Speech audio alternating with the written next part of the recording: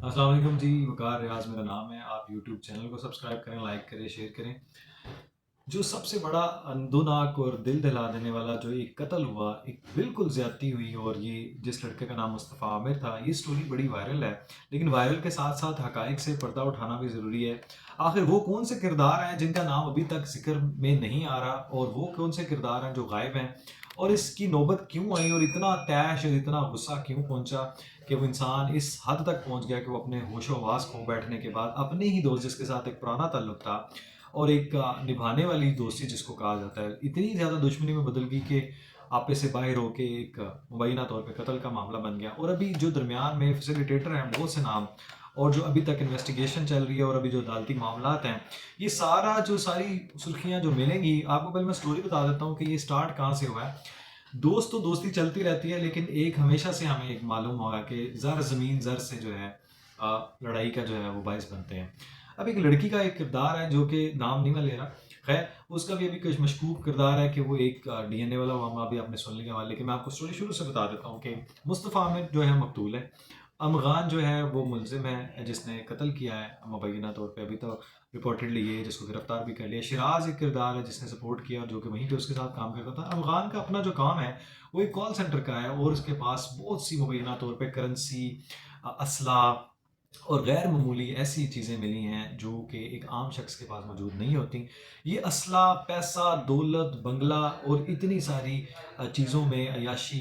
ये एक एलिमेंट, वाहिद एलिमेंट है, क्योंकि दो दोस्त आपस में मिलते हैं तो वो बहुत सी चीज़ें डिस्कस करते हैं। एक वक्त आता है जब इंसान चीज़ों से रिजर्वेशन रखता है, तो एक वक्त ये है कि एक लड़की का किरदार जो है मुबैना तौर पर बताया जाता है कि शायद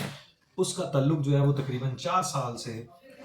जो मकतूल हैं मुस्तफ़ा आमिर, उसके साथ चल रहा था। और ये लड़की के बारे में बताया जाता है कि वो शायद आइस और ममनुआ जो मंशियात वगैरह हैं उसकी आदी थी। और इस लड़के के ऊपर जो टाइटल लगाया जा रहा है वो भी ये था कि इसको भी उसने इस पे लगाया हुआ था। अब ये अल्लाह जानता, अभी तो पोस्टमार्टम की रिपोर्ट आनी है, और जिसको अभी भी आज अदालत ने भी तलब कर लिया है। होता ही कुछ यूँ है कि 6 जनवरी को जब ये वकूए के वाला मामला है कि ये पहले इनकी आपस में कोई गर्मा गर्मी होती है इसी लड़की के ऊपर, शायद इश्क मुआशके के मामले पे जब दो लोगों का आपस में झगड़ा होता है तो ऑब्वियसली ज़र ज़मीन और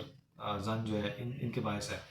इसमें भी यही मुबैना तौर पे इस लड़की का किरदार है, जिसमें इस लड़की की वजह से दो दोस्तों में आपस में चक्कलेश हुई, और उसके बाद वो जो दिल में रखने वाली अनाथ थी, उसके बाद उसने अपने घर में उसको बहला के बुलाया। जब वो आया तो आखिरी लोकेशन जो कि मुबैना तौर पर रिपोर्टेडली जानी जा रही है कि आखिरी वही सी बंगले की है कराची के डिफेंस में जो रमगान जहाँ रहता है। अब 6 जनवरी को ये वक़ूआ बुलाते हैं, फिर क्या होता है कि जनाब ये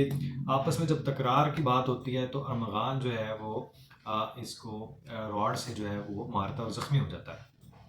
मुस्तफ़ा आमिर। अब मुस्तफ़ा आमिर ज़ख्मी होता है तो उसके बाद वो पास ही, अब ये जो वक़ूआ बताने वाला है दौरान तफ्तीश शिराज को, जिसको अपने ही भाई की गिरफ्तारी की वजह से ट्रैक किया गया और उसके बाद गिरफ्तार किया गया, और उसकी मदद से जनाब ये रमज़ान को कातिल को, मुबैना कातिल को, मुलजिम को गिरफ्तार किया गया। अब सारा वक़ूआ कुछ इस तरह है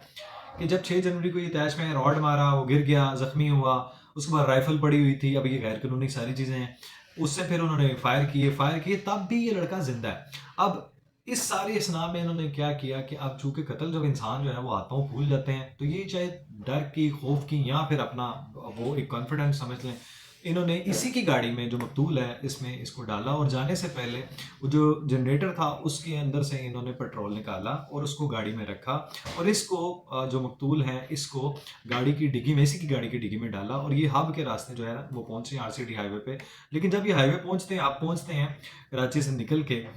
तो आगे इनको कहीं जो है वो पुलिस का नाका नजर आता है, तो ये डर जाते हैं, तो ऑब्वियसली कि पुलिस ना पकड़ लें, पता ना चल जाए, तो ये गाड़ी को मोड़ता है। ये खुद ड्राइव कर रहे हैं अफगान मुबैना तौर पे। तो इसके बाद ये वापस मोड़ते हैं, रोड से नीचे निकाल के गाड़ी को ले जाते हैं कहीं ऐसी नामालूम जगह पे जहाँ पे किसी का आना जाना ना हो, और वहीं पे इन्होंने चूंकि चालाकी की है कि हम ट्रैक ना हो जाए, हमारा पता ना चल जाए, फिंगरप्रिंट ना नजर आ जाए, तो इन्होंने उसी पेट्रोल जो कि नियत करके आए थे बोनट, बाहर और इंजन सब पे डाल के इन्होंने आग लगा दी। अभी तक जो रिपोर्टेडली ये शख्स डिग्गी में सांसें ले रहा है, जिंदा है। अब इसका मतलब इन्होंने जिंदा ये दरिंदगी की है, जिंदा जलाया है, और ये दिल दहला देने वाला वाक़या हुआ है। अब इतनी नौबत सिर्फ एक ही मसले के ऊपर चल रही है अभी, एक किरदार का जो कि जिसको रिपोर्टेडली बताया जा रहा है कि वो अमेरिका में लड़की भाग चुकी है। अब अमेरिका का पहले से जो है वो वीज़ा लगा हुआ है, या लगवाया गया है, या पहले से जो है ये चीज़ें चल रही थी, अब ये सवालिया निशान है। अब वो उस इंटरपोल के थ्रू भी ऑब्वियसली बुलाया जाएगा, अभी तो उसका बयान भी लड़की का ज़रूरी है। अच्छा, इसमें सारी चीज़ें, ये एक सबसे इम्पोर्टेंट चीज़ थी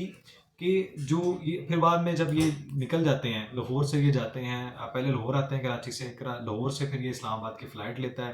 ارمغان، اس کے پیچھے پھر شراز بھی چلا جاتا ہے لاہور سے اسلام آباد، اسلام آباد سے پھر یہ لوگ سکردو رہتے ہیں، سکردو سے پھر یہ کیا کرتے ہیں وہاں سے ہی ریکی کر رہے ہیں، انفارمیشن لے رہے ہیں کہ کراچی کے کیا حالات ہیں، کسی کو شک تو نہیں پڑا، کوئی معاملات تو نہیں ایسے جس کی وجہ سے ہمارے اوپر شک جا رہا ہو، یا کوئی ایسا چیز جو کلو لگتا ہو جو ہمارے تک پہنچاتا ہو۔ خیر انفارمیشن لیتے لیتے پہلے شراز واپس پہنچتا ہے کراچی 28 جنوری کو، وہ بتاتا ہے کہ سارے حالات نارمل ہے اور کسی کو کسی چیز طرح کا بھی شک نہیں ہے اور آپ واپس آ جاؤ۔ ہوتا کچھ یوں ہے کہ 5 فروری کو یہ پھر ارمغان بھی واپس آتا ہے۔ اب اسی چیزوں میں کیونکہ آخری لوکیشن جو کہ اس کی ڈیوائس کی بھی، انٹرنیٹ کی بھی اور موبائل کی بھی وہی جگہ بنتی ہے جہاں پہ ارمغان نے بلایا تھا، تو پولیس نے وہ انویسٹیگیشن کرتے ہوئے، کیونکہ اس میں بہت سی ایف آئی آرز ہیں، بکوا جو ہے وہ مبینہ طور پہ اس میں جو ہے وہ غائب ہونے والی بھی ہے، جس میں اغوا کی بھی ہے، جس میں گمنام بھی چل رہی ہے، جی تلاش جاری ہے۔ پھر ایک دوران یہ ہے پولیس کو یہ بھی پتہ چلتا ہے کہ گاڑی جلی تھی اس کی بھی، اور پھر ایک مشہور ہماری جو ہے وہ سوشل ویلفیئر، آپ کو پتہ ہے ایک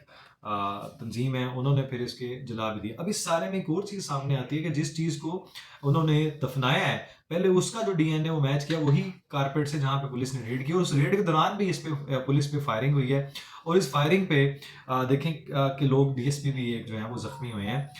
یہ اتنا اسلحہ، اتنی کرنسی، اتنی ساری جو ہیں وہ سوینیر اور اتنی چیزیں جو ہیں وہ پائی جاتی ہیں، اتنی عیاشی ہے اور اتنی ساری ڈرگز ہیں مبینہ طور پہ، یہ ساری چیزوں کو جو ہے وہ پراپر انویسٹیگیٹ ہونا بھی باقی ہے۔ لیکن جس سے ابھی میچ کیا ہے ڈی این اے، پہلے یہ کہا جا رہا تھا کہ وہ والدہ سے میچ کیا ہے مقتول کی۔ اب ایک اور بات یہ بھی دو طرح کی آ رہی ہے کہ وہ یہ کہ جو ڈی این اے وہ نامعلوم عورت کا، اب یہ ڈی این اے اوبویسلی یہ میچ کرنا نامعلوم، تو اوبویسلی پھر اس لڑکی کا کردار جو ہے وہ یہاں پہ کویسچن مارک ہے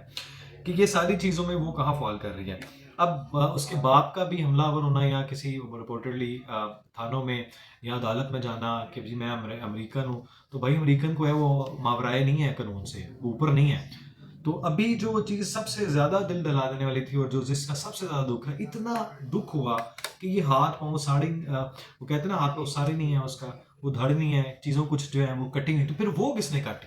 اب یہ سب سے بڑا معاملہ ہے کہ یا وہ لاش نہیں ہے، اگر وہ لاش ہے تو پھر ڈی این اے میچ کیسے کر گیا، اور اگر وہ لاش نہیں ہے اور وہی لاش ہے تو پھر وہ تو جلائی گئی تھی، جو جلانے کے بعد پھر یہ کاٹا کیسے گیا، اس لیے اس کا مطلب انویسٹیگیشن بہت ضروری ہے۔ اب ایک اور سب سے بڑی چیز جو ہے، جو مجسٹریٹ، جوڈیشل مجسٹریٹ جنہوں نے اس کے اوپر ریمانڈ مانگا گیا تھا پولیس سے، پولیس نے جو چھاپا مارا اس کے اوپر الٹا ہی وہ کارروائی کے لیے خلاف پرچہ کر دیا گیا، جناب ایف آئی آر کے جو چھاپا کیوں مارا گیا۔ اب وہ جو نہیں دیا گیا، ریمانڈ نہیں دیا گیا جج صاحب نے، اب ان کی بھی آج سندھ ہائی کورٹ میں طلبی ہوئی ہے ان کے رجسٹرار کی، رپورٹڈلی کہ جناب ایک معقول ریزن بھی تو ہوتی نا آپ کو انکار کرنے کی، ایک کے اوپر ایک بڑی اتنی انویسٹیگیشن ہے، آپ کا یہ ایک کمنٹ ایک جو ہے پلی لینا کہ جناب انویسٹیگیشن سے پہلے کوئی کسی کو جیل کیوں بھیج سکتا ہے، تو اوبویسلی سب سے بڑی یہ چیزیں جو قانونی چارج ہوئی ہے وہ تو کرنا ضروری تھا، وہ ایک الگ چیز ہے۔ ابھی ایک اور بات جو ہے وہ امپورٹنٹ یہ ہے کہ سندھ ہائی کورٹ نے جو پیش رفت ہوئی ہے کہ ایک تو ایف آئی آر میں اور جو دفعات ایڈ کی گئی ہیں، یہ قتل، اقدام قتل، اغوا، دہشت گردی اور کار سرکار میں مداخلت، یہ ساری ایڈ کر دی گئی ہیں، اور سندھ ہائی کورٹ نے یہ جو رجسٹرار صاحب ہیں ان کو بھی طلب کر لیا باقاعدہ رپورٹ کے ساتھ، یہ ریکارڈ سارے، اور 7 دن میں جو ہے وہ پولیس سے جو ڈی این اے کی رپورٹ اور باقی جو معلومات ہیں ریکارڈس میں، تو اس کو بھی طلب کر لیا گیا۔ آگے اللہ جانتا ہے کیا ہوگا، لیکن